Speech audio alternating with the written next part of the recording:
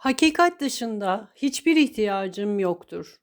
Birçok şey aradım fakat bulduğum şey hayal kırıklığı oldu.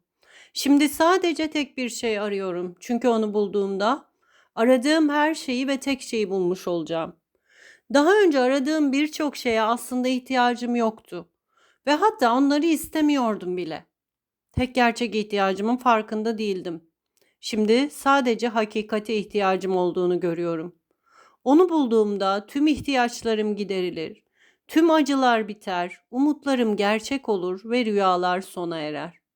Şimdi ihtiyacım olabilecek her şey benim olur. Şimdi istediğim her şeyi elde ederim ve sonunda kendimi huzur içinde bulurum. Yaradanım, bu huzur için teşekkürler. Bizim kendimizi mahrum ettiklerimizi sen bize sundun ve aslında bizim tek gerçek isteğimiz de budur.